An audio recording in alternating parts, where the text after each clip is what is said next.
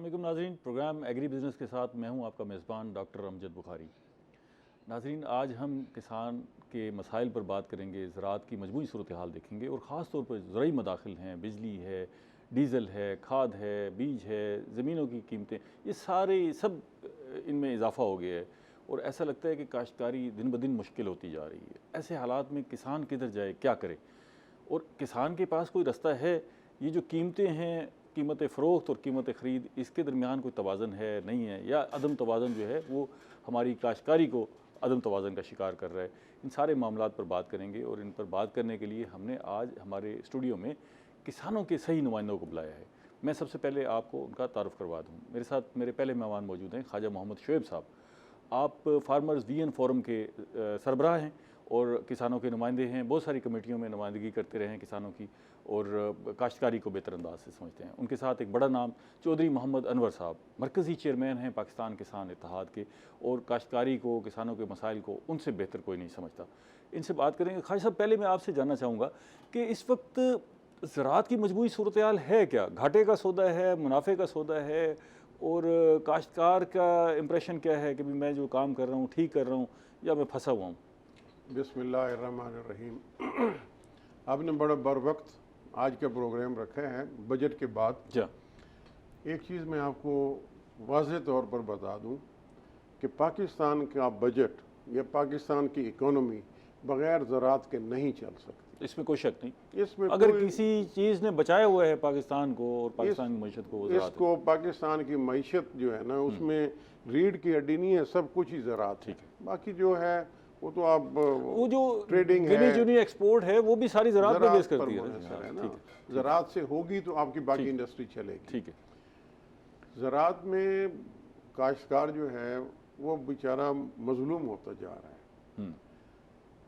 उसकी जो ज़रई मुदाखिल हैं उनकी कीमतें इतनी बढ़ गई हैं कि उसकी कीमतें बढ़ाने से काश्तकार से ज़्यादा मुल्क का नुकसान होगा। देखिए, डीजल का रेट अगर डबल हो जाएगा, ठीक है, तो वो डीजल का इस्तेमाल कम कर देगा। अभी भी जो 60 रुपए तकरीबन इजाफा हुआ है, नहीं 60 का किसने कह दिया? ये ताज़ा इजाफा ना जी, बाकी सारा मिला के आप देखें 60 तो 120 से भी ऊपर हो गया। मिला के देखें तो बड़ी खौफनाक सूरत हाल है। 119 रुपए 120 रुपए हो गया ना। इसका नतीजा क्या निकलेगा कि वो इस्तेमाल करने में गुंजाइश पर आ जाएगा ना। जब कम इस्तेमाल करेगा तो आपकी औसतें कम हो जाएंगी। जब औसतें कम हो जाएंगी तो मुल्क की पैदावार कम होगी और फिर ज़ाहिर मसाइल पैदा। चौधरी साहब से ज़रा पूछते हैं, चौधरी साहब को शामिल करते हैं। चौधरी साहब, ये जो अभी निर्ख बढ़े डीजल के, उसके बाद तो हमने देखा पेट्रोल के निर्खों पर लोग अपने रिक्शों को आग लगा रहे हैं, लोगों ने गाड़ियाँ खड़ी कर दी हैं। तो किसान भी तो बहुत परेशान हो गया होगा कि इस सारे मामले में, इस डीजल को लेके, डीजल के बगैर तो काश्तकारी नामुमकिन है। तो वो क्या सोच कर रहा है किसान और आपकी तंजीम क्या कर रही है, क्या सोच रही है? बिस्मिल्लाहिर्रहमानिर्रहीम। बुखारी साहब, आपने बिल्कुल सही बात की। इस मुल्क में जहां 265-270 रुपए लीटर डीज़ल मिले और बिजली 40 रुपए फ़ी यूनिट कर रही है मौजूदा हुकूमत, आज बिजली का रेट 25 रुपए यूनिट है, जिसमें 8 रुपए इजाफा और 10 रुपए FPM पे लागू होगा, 40 से ऊपर हो जाएगा। जिस मुल्क में 11,000 की DAP मिले, जिस मुल्क में यूरिया की कीमत 1850 हुकूमत खुद मुकर्रर करे और मिले मेरे काश्तकार को 2700-2800 रुपये में, जिस मुल्क में पेस्टिसाइड 80% अब जेली मार्केट में आ चुकी है और पेस्टिसाइड का रेट 4 से 5 गुना इजाफा हो गया, वहाँ पे एग्रीकल्चर करना नामुमकिन है। आज एग्रीकल्चर का आलम ये है कि नहरों में पानी नहीं है, बिजली है नहीं, खेत जो गंदम जिसने काश्त की वो खेत वैसे ही पड़े हैं, ना पानी है ना लगा के कोई नई फसल काश्त कर सके।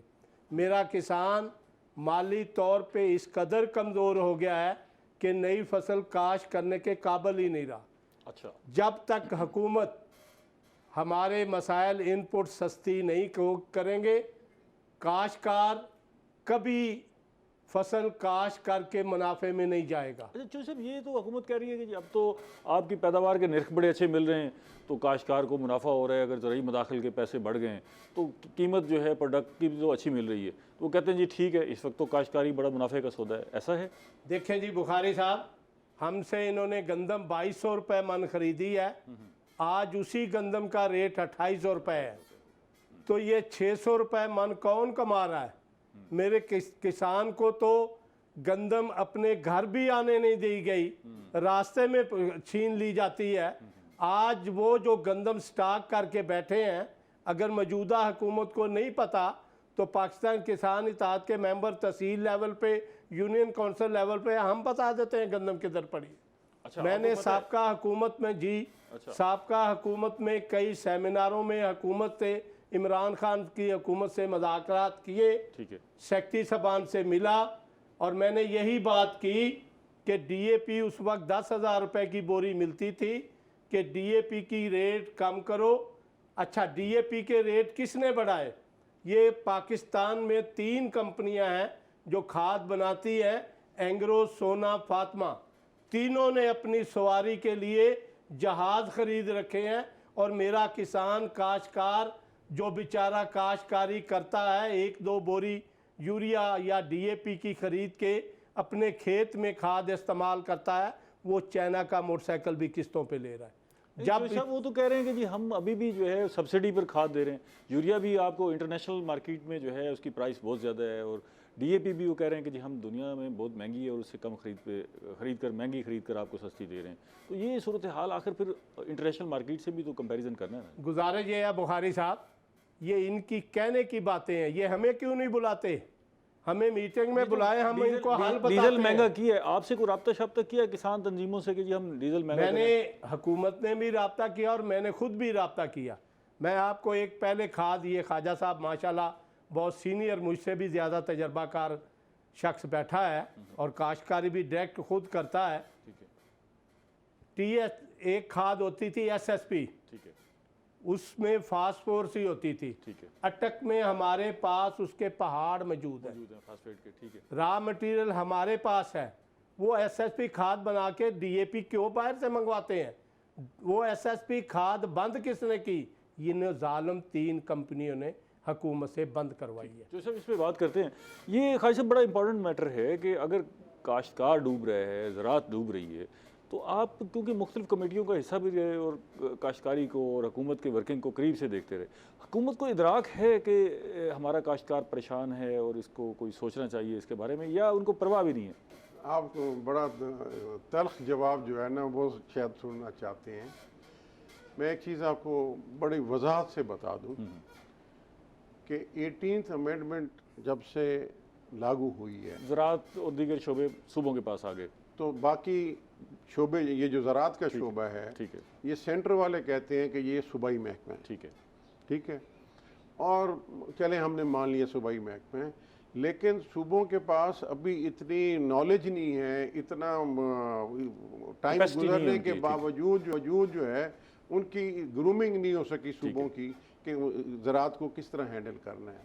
ये बड़ी ज़्यादती हो रही है।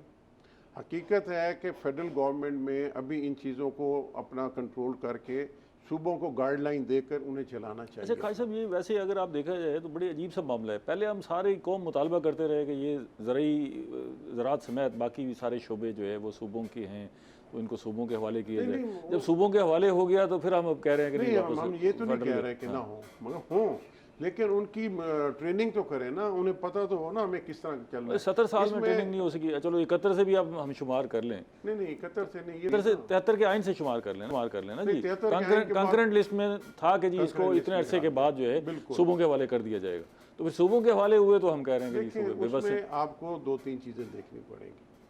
अब पेस्टिसाइड है, पेस्टिसाइड सूबों में नहीं हो सकती। पेस्टिसाइड का कंट्रोल जो है वो वैसे भी बाहर से मंगवाते हैं, सारी पेस्टिसाइड जब बाहर से आनी है।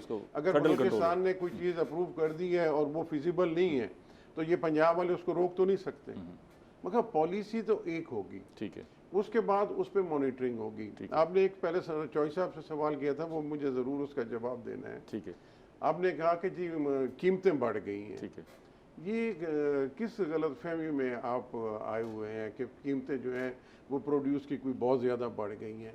आपने ये नोट किया है कि इस साल हमें सबसे ज़्यादा जो फसल नज़र आ रही है ना कि जी ये बहुत मुनाफा बख्श फसल है, वो मकई है। ठीक है, ठीक है, कपास भी है, कपास की नहीं भी नहीं, ऐसे रेट है। कपास का तो इन्होंने होने नहीं देनी। अच्छा हाँ, वो उसमें तो कोई शक की गुंजाइश नहीं है ना। अच्छा, अगर उसमें भी मैं आपको बाद में बात कर देता हूँ, अगर आप हौसले से सुन लेते ठीक हो। है, मकई की जो 120 मन एवरेज आ रही थी, ठीक है, इस साल पूरे पंजाब में आप कहीं 80 मन एवरेज नहीं देख रहे। ये जो क्लाइमेट चेंज हुआ है, मौसम तब्दील हुआ है, या पानी के हालात या बारिशें या कुछ भी हुआ है, आपकी फसलों की औसतें कम हो गई हैं। आपका मार्च में जो टेम्परेचर का मसला आया है, उसकी वजह से आपकी मकई की पूरी मुल्क पंजाब की पैदावार जो है वो कम से कम 1/3 तो है ही नहीं। हम पहले ही खुर्दनी तेल की वजह से बड़े मसाइल का शिकार हैं, ठीक ऊपर से है। अगर मकई की सूरत आपका मैंगो, ठीक है, आम हाँ वो तो आम 40% है, 60% खत्म हो गया। ठीक है, वो तमाम फसलें जिन्हें मार्च का स्प्रिंग वेदर चाहिए था, इस साल या सर्दी थी या सर्दी के बाद गर्मी आ गई, दरमियान में बाहर का तो मौसम ही नहीं आया। वो बाहर या मकई जो है 80 मन तो वो जिसकी आ जाती है वो हीरो है इस साल, नहीं तो 120 मन तो इसकी हाइब्रिड पे जो है ना पैदावार लेते थे आम। तो उसके रेट ज़्यादा बढ़ने वाली कहाँ बात है? जहाँ आपकी औसत कम हो गई वहाँ रेट बढ़ने की क्या बात है? दूसरी चीज़ आप ये देखें कि नहरों में तो पानी आया ही नहीं, पानी की शदीद किल्लत, पानी की शदीद किल्लत है। इसके लिए जो ट्यूबवेल चलाना मुमकिन नहीं रहा। नहीं, हम ट्यूबवेल चला लेंगे ना। जो 8 रुपए यूनिट बिजली थी, वो अभी ट्यूबवेल का जो बिल पिछले महीने अभी जो है वो 24 रुपए ट्यूबवेल का यूनिट हो गया है। अब पता नहीं अब मजीद जो इजाफा हो रहा है वो 1 जुलाई से क्या होगा। 8 रुपए पे भी वो काबिल बर्दाश्त नहीं था, ठीक है, अब जो है 24 रुपए पे तो 3 गुना बढ़ जाएगा। तो इस पे मुझे नहीं समझ आ रही कि हुकूमत किन से मुशावरत कर रही है, या वहाँ पर वो ब्यूरोक्रेसी जिन लोगों को किसान नुमाइंदे बुलाकर बिठा देती है, वो सिर्फ तारीफ़ें करने के लिए मेरा ख्याल आते हैं। अगर वहाँ सच्ची बात की जाए तो मैंने 10-12 साल हमने हुकूमत के मुशावरत में शामिल रहे हैं, ठीक है, 2000 से लेके 2008-10 तक।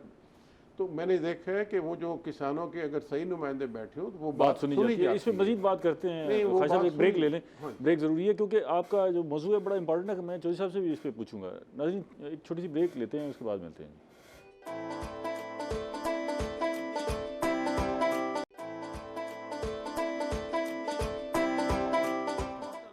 वेलकम बैक नाजरीन। हम ज़राई मदाखिल की बढ़ती कीमतों पर बात कर रहे हैं और इसके ज़रात पर कितने असरात हो रहे हैं, इन सारे मामलात पर बात करने के लिए हमारे साथ माहिरीन मौजूद हैं।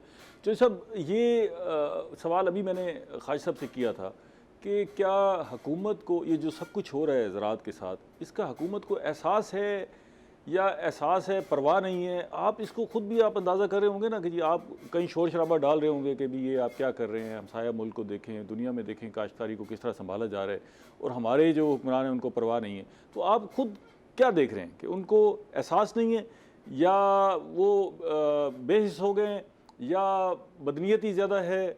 कहाँ ख़राबी कहाँ आ रही है? गुजारिश ये है बुखारी साहब, हुकूमत तो अभी सेट हो रही है, अपने आप को बचाने की सोच रही है।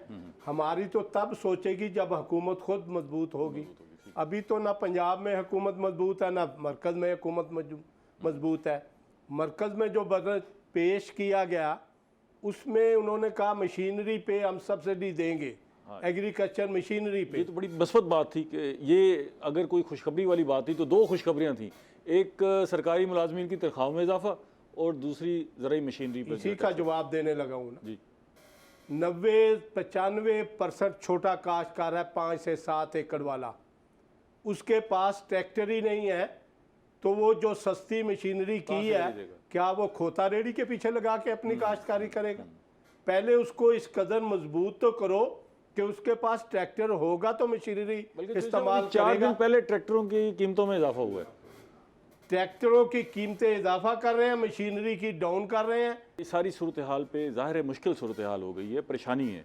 तो आप खुद क्या सोच रहे हैं? कोई एहतजाज का सोच रहे हैं या कोई वफद बना के आप हुकूमत से मुज़ाकरात का सोच रहे हैं? क्या प्लान क्या कर रहे हैं? अभी जो मेरी जमात ने हमने मरकज़ी मीटिंग बुला के फ़ैसला किया, अभी हम सोच रहे हैं कि हुकूमत से मुज़ाकरात किए जाए, ठीक है, ताकि हुकूमत को बताया जाए कि एग्रीकल्चर कैसे तरक्की हो सकती है। एग्रीकल्चर की इनपुट की कीमतें कैसे कम हो सकती हैं। अगर हुकूमत को समझ ना आई हमारी बातों की तो फिर रोड पे आएंगे। अब इंडिया में जितनी एग्रीकल्चर, पानी मुफ्त है, बिजली मुफ्त है, इवन जो काश्तकार पंजाब का है उसके घर की बिजली भी मुफ्त है। पाकिस्तान में वापडा इस कदर बड़ा बदमाश महकमा है कि आज घर वाले भी जो घर में बिजली इस्तेमाल करते हैं वो भी उसका बिल अदा करने के काबिल नहीं है बेचारे। जाओ कभी वापडा के दफ्तर जाओ, लोग लाइनों में लगे हुए हैं किस्तें बनाने के लिए। महंगी बिजली जो हमें दस्तयाब है, बन जो इतनी महंगी रही है, तो जाहिर है हमें भी मुश्किल में है। हम कि सारी वो तेल से बना रहे हैं, गैस से बना रहे हैं, तो तेल अगर इंटरनेशनल मार्केट में महंगा हो गया है तो हमें बिजली बुखारी साहब डेली अखबार आप पढ़ते हैं, उसमें 200 एवरेज डेली चोर, बिजली चोर पकड़ता है। बिजली चोरी नहीं रुक रही, ठीक वो है। बिजली चोरी कौन, मैं करा रहा हूँ या आप करा रहे हैं? अब आप प्लान ये कर रहे हैं कि अगर हुकूमत से मुज़ाकरात मंजूर नहीं होते, वहाँ पर कोई कामयाबी नहीं होती, तो फिर आप एहतजाज करेंगे, सड़कों पर आएंगे। तो ये हल ही इसका यही होगा। अच्छा, कोई तो तबका उठेगा, ठीक है, हक की बात करने के लिए कोई तो सड़कों पे आएगा। अगर कोई भी नहीं आएगा तो फिर कौम के साथ जो मर्जी हशर होता रहे वो बर्दाश्त करती रहेगी। अब जैसे ख्वाजा साहब ने कहा कि डीजल की कीमत बढ़ गई है, अब हम क्या एग्रीकल्चर में बचत करें? अगर ट्रैक्टर चलाते हैं तब भी मरते हैं, अगर नहीं चलाते तब भी मरते हैं। हमारे लिए तो इन्होंने कुआं ऐसा खोद रखा है, आगे जाते हैं तो गिरते हैं, पीछे जाते हैं तो तब भी नहीं बचते। कुएं से याद आया, कहीं ऐसा तो नहीं होगा कि वो फिर वो कोलू वाला और कुएं वाला दौर वापस आ जाए और फिर वो बैलों के साथ हम हल चला रहे हो? नजर यही आ रहा है, नजर यही आ रहा है। अभी तो सुना ये शुनीद है कि इसको 300 रुपए लीटर कर रहे हैं।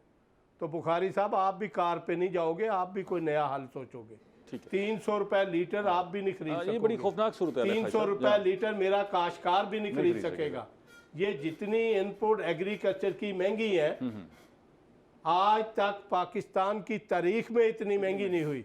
ये जो पेस्टिसाइड बेचते हैं, बाहर से मंगवाते हैं, और जब हम इस्तेमाल करते हैं वाइट फ्लाई की अगर दवाई ख़रीद के सफ़ेद मक्खी पे इस्तेमाल करते हैं तो सफ़ेद मक्खी मरने की बजाय उससे ज़्यादा आती है, उसमें रेजिस्टेंस पैदा हो जाती है। अच्छा। कपास का पौधा काला होके मर जाता है, सफ़ेद मक्खी जिंदा होती है। अच्छा। कौन 2 नंबर कहता है? कहते हैं जी बाहर से मंगवाते हैं। बाहर से तो थोड़ा सा मटीरियल है, जायलीन डालते हैं, 2 नंबर जायलीन डाल देते हैं, उसको लिबार्टी में चेक करो, जहर की मिकदार पूरी है। जब कपास पे स्प्रे करता है तो का एक्शन काम ही नहीं होता उसका।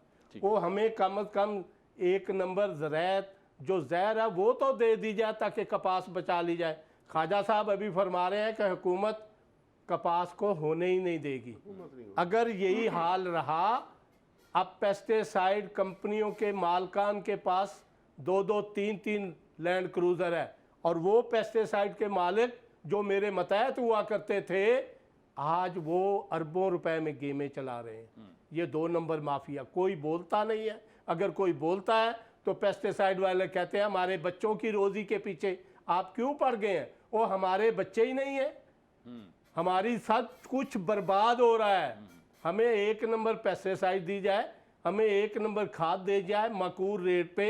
ये पेस्टिसाइड का बाकी नैब बनी है सबके लिए, ये इदारा बनाए कि इसको बाहर से कितने में दवाई आ रही है, ये मुल्क में कितने में बेच रहा है। कम अज़ कम यही काम सीधा कर ले, इससे किसान के घर में बहुत ज़्यादा खुशहाली आएगी।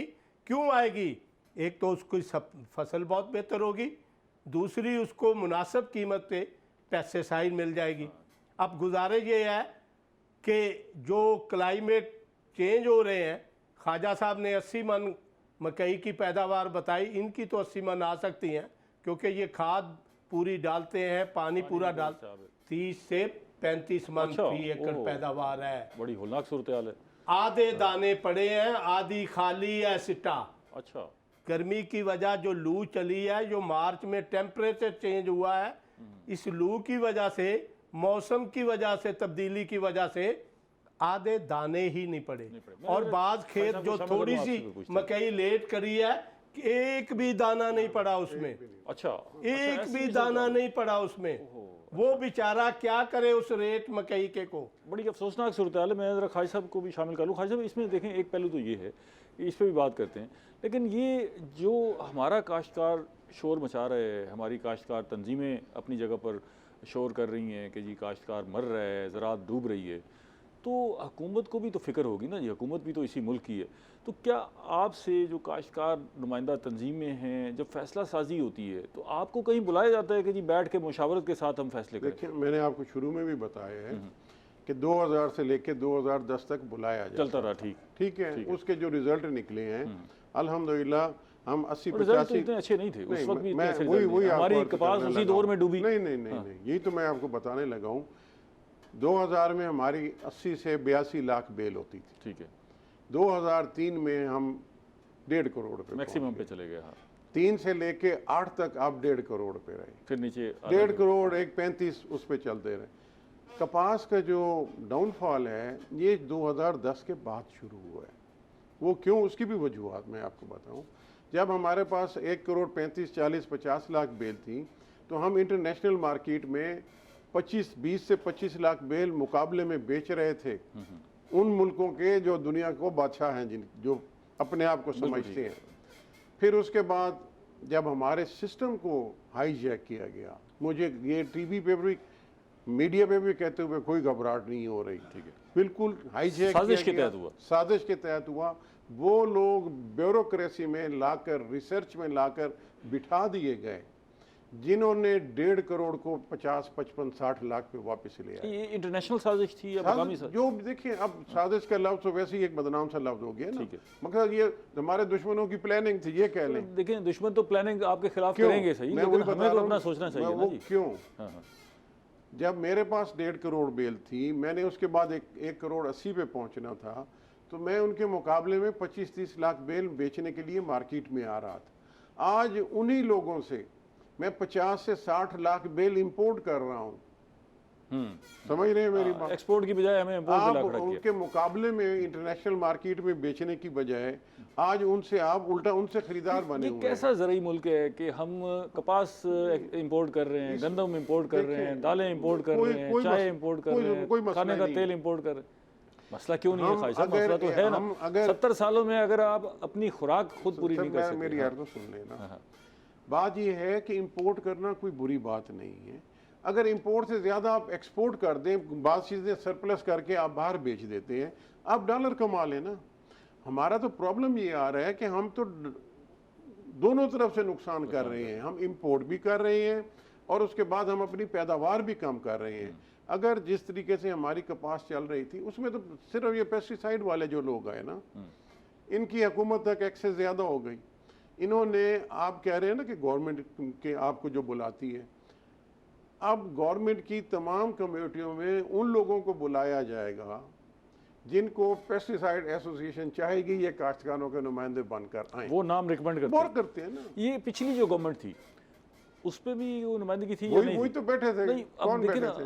हम ये मैं एक सवाल करता रहता हूँ। हम ये हमेशा कहते हैं कि जी काश्तकार अगर जब बैठे होंगे हुकूमत में तो फिर ज़राअत बेहतरी होगी। अब पिछली हुकूमत में तो फ़खर इमाम साहब खुद मौजूद थे, एक प्रोग्रेसिव काश्तकार, शाह महमूद कुरैशी साहब मौजूद थे, जहांगीर तरीन साहब मौजूद थे, हुसैन जहानिया गर्देजी साहब मौजूद। ये सारे तो ज़राअत को समझते हैं, खुद तो बड़े तरक्की पसंद काश्तकार हैं, फिर काश्तकारी ने क्यों तरक्की नहीं की? आपको क्यों नहीं बिठाया? देखें ना, उसके जो रिजल्ट हैं वो आपके सामने हैं।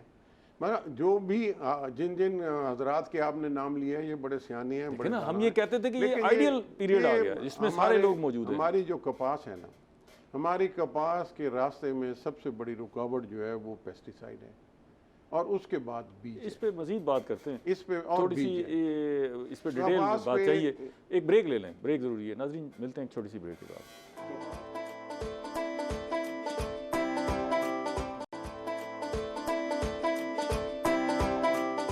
वेलकम बैक नाज़रीन। हम ज़राअत पर मजमूई बात कर रहे हैं और चौधरी मोहम्मद अनवर साहब जो चेयरमैन हैं पाकिस्तान किसान इत्तेहाद के, किसानों की तंजीम, उसके नुमाइंदे हैं, उनसे पूछ रहे हैं कि जी काश्तकार के आखिर मसाइल हैं क्या। जो सब मुझे ये बताइएगा कि पिछली हुकूमत में और इस हुकूमत में इन दोनों हुकूमतों में आपको जब ये फैसले होते रहे हैं तो आपको बुलाया है कि जी आप कोई राय दें कि जी हम किसानों के हवाले से, काश्तकारी के हवाले से कोई फैसला कर रहे हैं, आपकी क्या राय है, आपके मशवरे को भी शामिल किया जाए, ये ऐसा कुछ नहीं हुआ? गुजारिश ये है कि साबका हुकूमत जो इमरान खान की हुकूमत थी, जो एग्रीकल्चर का करता धरता था, जिसके पास एग्रीकल्चर डिपार्टमेंट की पावरें थी, वो 4 पेस्टिसाइड कंपनी का मालिक था, जो ख्वाजा साहब ने नहीं बताया। अब आपने कहा जी फ़खर इमाम साहब बड़े अच्छे एग्रीकल्चर को समझने वाले हैं, सारे मजमूई नाम तो फ़खर इमाम ने पिछले साल भी एक कंपनी की कपास काश्त की, उसने बीज दिया और महंगे दामों अपनी कपास बेच ली। फ़खर इमाम साहब को ये नहीं पता था कि मेरी हुकूमत चली जाएगी।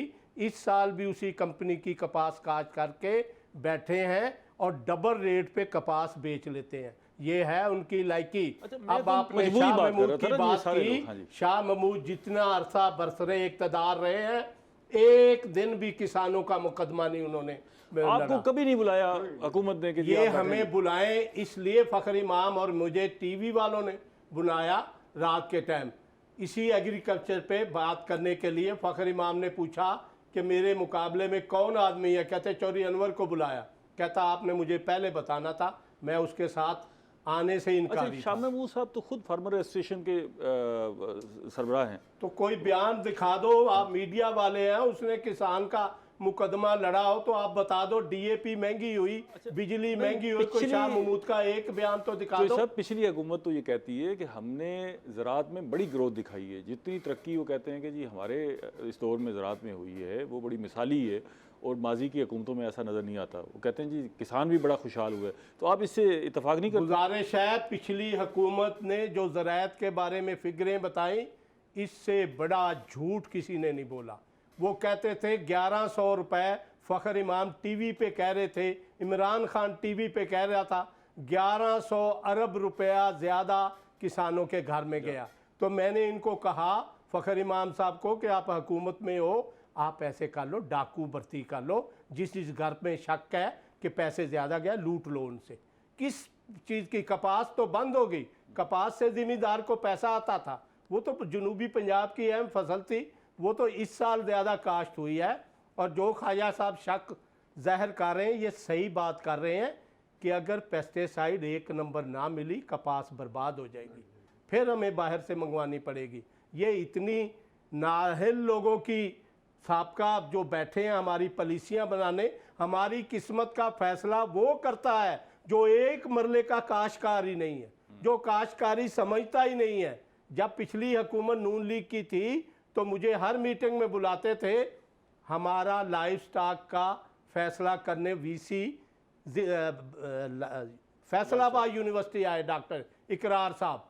तो जब मुझे मीटिंग में बिठाया, मैंने कहा जी हमारा फैसला इकरार साहब करेंगे। वो इकरार साहब, आपके पास तो एक बकरी भी नहीं है, आपको क्या पता लाइफ स्टॉक का? मुझसे पूछो जिसने जानवर रखे हुए। तो बात यह है, जो कपास का फैसला करते हैं वो पेस्टिसाइड वाले करते हैं, जो एग्रीकल्चर का फैसला करते हैं वो फर्टिलाइज़र वाले करते हैं, क्योंकि पैसे उनके पास है, वसाइल उनके पास है, वो हर मिनिस्टर को सहूलत देते हैं। मैं डरता नहीं हूँ, अल्लाह से डरता हूँ। उस एक असिस्टेंट डायरेक्टर ने करोड़ों रुपए की जेली दवाई मुल्तान में पकड़ी। हुसैन जहानिया गर्देदी ने पेस्टिसाइड के कहने पे दूसरे दिन मुअत्तल करवा दिया। ये तो हमारे वजीर हैं, उनका मौक़िफ़ उस वजीर से आज तक किसी ने ये नहीं पूछा कि इसको किस जुर्म में मुअत्तल किया। उसका जुर्म यही था कि उसने करोड़ों रुपए की बीसी चौक से, मैं नाम जगह का लेके बता रहा हूँ, एक तरफा बात होगी ना, जब उनका मौका भी साथ हो तो फिर हम इन पे बात कर सकते हैं। अच्छा, करे उसको बेचारे को लाहौर फेंक दिया। खाई साहब, इसमें मैं आपसे ये मैं आपको इसी बात को आगे ले जाता हूँ, लेकिन अच्छा जरा मुख्तसर फिर हम आगे करते हैं। आगे चलते हैं। बात ये है कि पेस्टिसाइड वालों ने जो बड़ा हौसले से सुने आप, ठीक है, गवर्नमेंट के फैसले के खिलाफ हाई कोर्ट से स्टे ले लिया, ठीक है, जो काश्तकार के लिए नुकसानदेह है, ठीक है।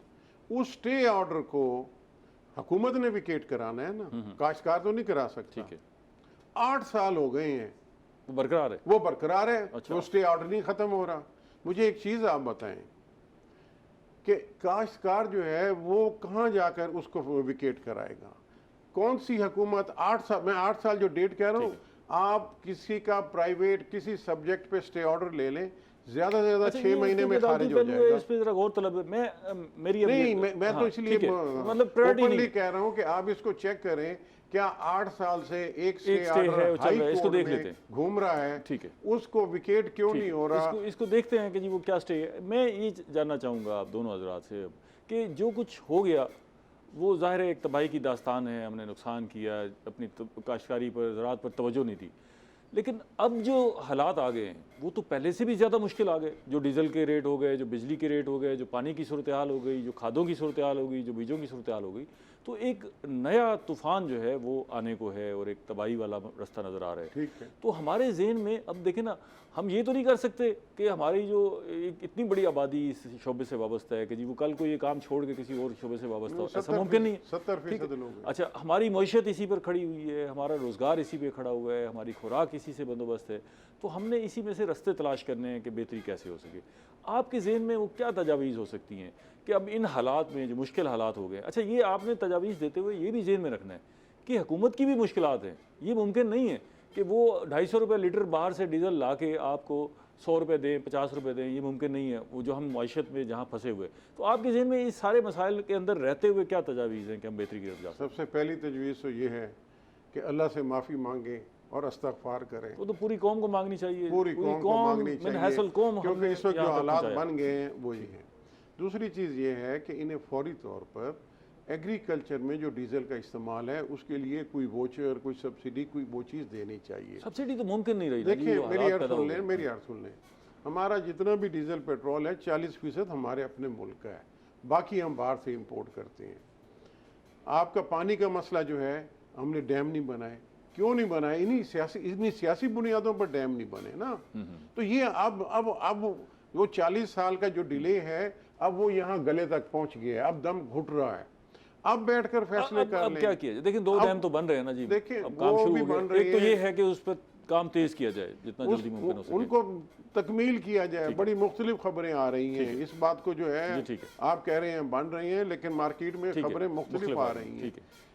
उसको ईमान के हिसाब से जो है ना, ईमानदारी के, और बल्कि एज कि भाई ये हमने हर सूरत ये काम अपने टाइम पर पूरा करना है और उसको मुकम्मल, जो बन रही हैं उन्हें मुकम्मल करें। मज़ीद किसी की गुंजाइश है तो तमाम सूबे बैठकर बजाय इसके खुदकुशी करें, आपस में इकट्ठे होकर उसको कालाबाग डैम नाम रखें या कोई भी उसका नाम रखें। जो पानी के जहाँ जहाँ पर वसाइल को कंट्रोल करके इस्तेमाल किया जा सकता है उनको प्रायोरिटी 1 दी जाए। ठीक है। नंबर 1, काश्तकार जो, एक चीज़ मैं आपको बताऊँ, हमारा काश्तकार जिस कदर मेहनती है ना, शायद ही दुनिया में कोई हो। 50 डिग्री टेम्परेचर पे अगर वो खड़ा कोई दुनिया में नहीं काम कर रहे हैं। आप उसे 2 चीज़ें दे दें, उसको क्वालिटी की इनपुट्स दे दें, क्वालिटी की हो, क्वालिटी की प्रोड्यूस देगा आपको। नहीं, क्वालिटी की इनपुट्स आप इंटरनेशनल मार्केट पे दे दें। पूरी बात मेरी सुन लें, क्वालिटी की इनपुट्स में ये जुमले 20 साल से कह रहा हूँ, 22 साल से कह रहा हूँ। क्वालिटी की इनपुट्स इंटरनेशनल मार्केट पे उसे दे दें और उसकी प्रोड्यूस इंटरनेशनल मार्केट पे उठा लें। आपको हर साल डबल डिजिट में ग्रोथ ना दे तो मैं जुर्माना भरने। चौधरी साहब की राय भी ले लें इसी पे ना। चौधरी साहब, ये मुमकिन है कि हम इंटरनेशनल मार्केट पे देखें ना जी, अभी अगर 8,000 की 10,000 रुपये की यूरिया की बोरी है तो वो आपको, आपके काश्तकार को उसी रेट पे दे दी जाए। इंटरनेशनल मार्केट पे आपको बाकी इनपुट्स भी दे दी जाएँ, जो आपकी प्रोड्यूस है उसकी भी इंटरनेशनल मार्केट के मुताबिक प्राइस हो, तो ये काबिल कबूल है। बुखारी साहब, मैंने 1981 में मास्टर इकनॉमिक्स में किया। गुजारिश ये है कि इमरान खान के भी बयान दे रहा, मौजूदा हुकूमत भी बयान दे रही है कि 30 लाख टन गंदम बाहर से मंगवाएंगे। ये हमसे हिसाब कर लें बैठ के, अगर 30 लाख टन 30 और इमरान खान भी झूठ बोल के चला गया कि 30% हम रैयत पे ले आए, अब वो पता चला कोई ऐसा मुआहदा ही नहीं हुआ। हमें अगर ये 3 मिलियन टन पे इतना मसला हो गया, अगर 30 मिलियन टन ही मंगवानी पड़ जाती है तो अगर हमें सहूलत दे दे, हम 30 लाख टन बाहर भेजने के काबिल हो जाएंगे। अच्छा, बाहर मंगवाने की बजाय बाहर बेचने के काबिल हो जाएंगे। बुखारी साहब, गुजारिश है, अब तो जो मौजूदा हुकूमत है सारी जमातें इकट्ठी हो गई हैं ना, कालाबाग डैम बना दें, अभी मुल्क खुशहाल हो जाएगा। सारे ये इकट्ठे। सारे रोने खत्म हो जाएंगे, ये चोलिस्तान आबाद हो जाएगा, जहां जहां पानी नहीं पहुंचा वहां पे सिंध आबाद हो जाएगा, पंजाब आबाद हो जाएगा, बलोचिस्तान आबाद हो जाएगा। अब इसको क्या मजबूरी है? सब ये गद्दार हैं, चोर हैं, डाकू हैं, ये हमारे मुखलस नहीं है।